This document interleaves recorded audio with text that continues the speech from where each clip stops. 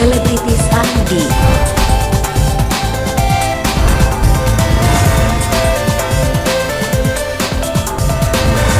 Selebritis ID. Terlibatan Meira di sini, jadi mungkin ada rasa film ini lebih feminin atau lebih balance antara sudut pandang laki-laki dan perempuannya itu sih terutama. Apalagi kan di film ini berbeda dengan yang pertama yang sangat kental di Johan dan Erwin. Di film ini sangat kental di pasangan mereka yaitu Natalie dan Ayu di situ, jadi perspektif perempuan menjadi sangat penting. Buat kalian berdua sama kalian ini seperti apa sih dalam arti ini? Ketika membuat kalian seperti kayak merupakan keresahan-keresahan dan yang relate dihadapi orang-orang itu apa sih menjadi pertimbangan kalian ketika membuat sebuah kisah yang kawin dengan masyarakat?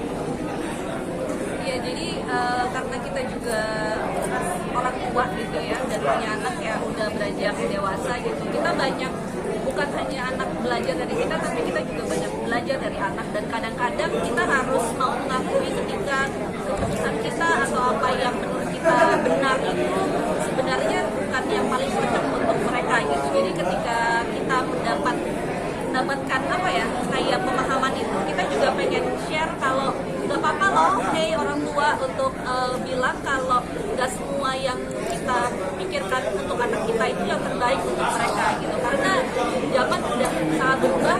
Anak-anak sekarang kalau tadi lihat di film, kita juga pengen mengedepankan anak-anak seperti Widuri gitu yang di dunia nyata tuh anak-anak sekarang umur segitu udah sekritis itu, hanya nggak punya anak memang dari kasih sama Tuhan itu akan mungkin banget keluar gitu. Jadi kita juga pengen kasih tahu kalau nggak apa-apa loh anak-anak itu jangan dibatasin gitu pemikirannya, karena kalau mereka kritis itu sebenarnya sesuatu yang baik gitu.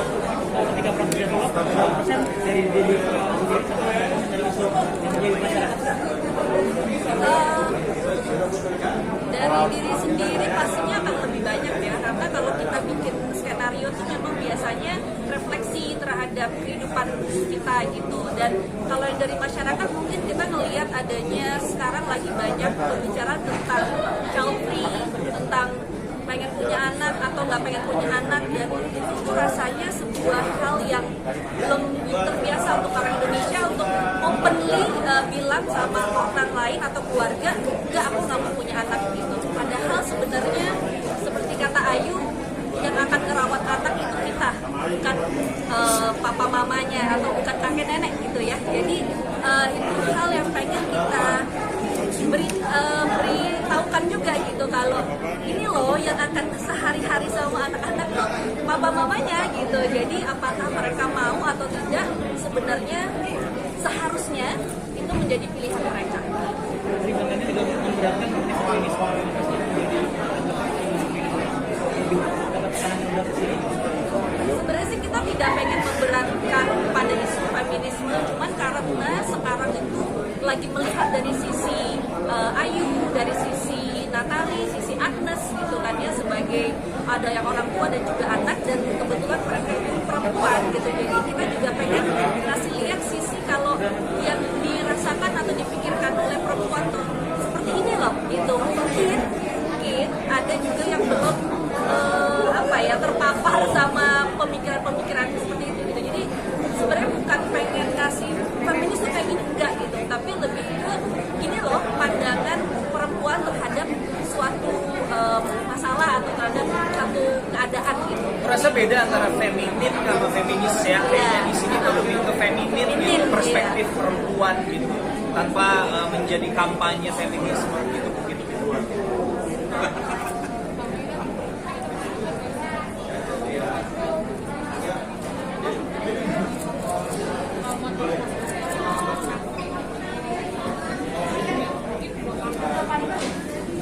Pastinya akan ada, mungkin tidak semua penonton akan bisa menerima ini.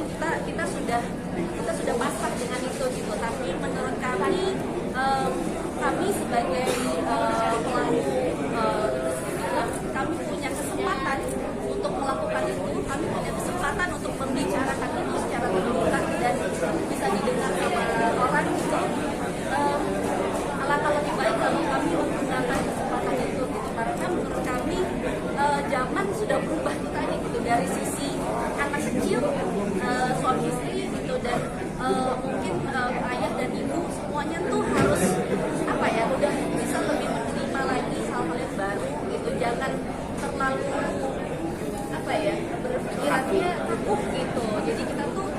mau bilang kalau zaman sudah berubah, gitu, pemikiran sudah banyak yang berubah. Kalau kita diskusikan, kita obrolin, mungkin bisa dapat jalan tengahnya. Bahkan kita gitu ngerasa orang tua kita kolot, ya buat anak kita yang kolot. Iya. Karena kita nggak sadar, kita merasanya oh kita nih masih muda, masih modern. Udah buat anak kita, mom, dad, please.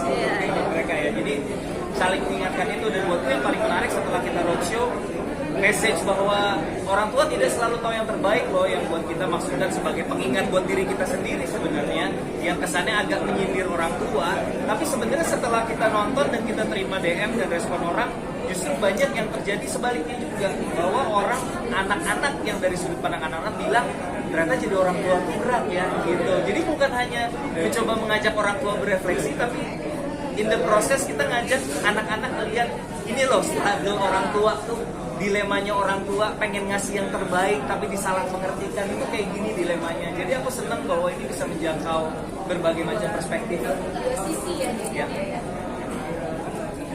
Kalau konsep pernikahan itu seperti apa sih sekarang? Buset, konsep pernikahan ini lebih ke MUI ya kayaknya ada nanyanya dari saya ya. Konsep pernikahan itu seperti apa? Maksudnya gimana nih Pak? Jadi kayak pandang pernikahan itu seperti apa sih?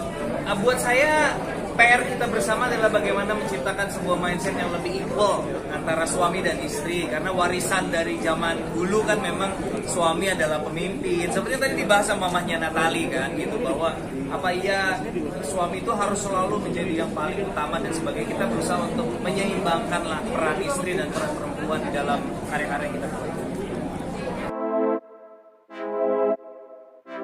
Turn it up. Let's go.